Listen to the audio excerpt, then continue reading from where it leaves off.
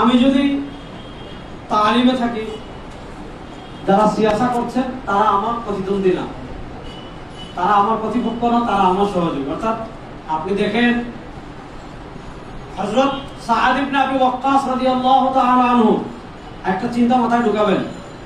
সাআদ ইবনে আবি ওয়াক্কাস রাদিয়াল্লাহু তাআলা কাদসিয়া থেকে চিঠি লিখেছেন ওমর ইবনে খাত্তাবের কাছে,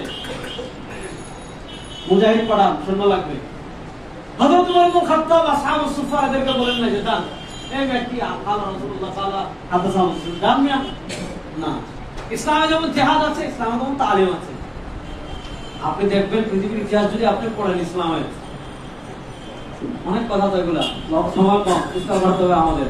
এজন্য আমরা যারা যে লাইনে কাজ করছি, আমরা একে অপরের সহযোগী হব, একে অপরের প্রতিপক্ষ হব না। এখন প্রশ্ন হলো ঐক্যের বিষয়। ঐক্যের বিষয় আমাদের নতুন করে তো আর কিছু করার নাই।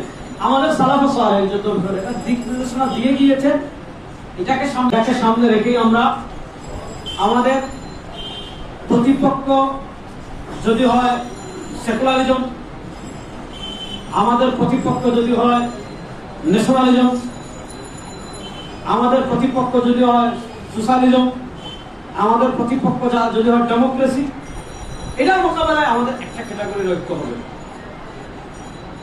আমাদের প্রতিপক্ষ যদি হয় ফিরাকা বাতিলা, সেটাকে কেন্দ্র করে একটা ঐক্য হবে। এবং এটা সালাফে সালেহীন থেকে বলবো, আপনি মোর সাথীগিরি আত্মসান তানজিলে পাবেন এগুলো।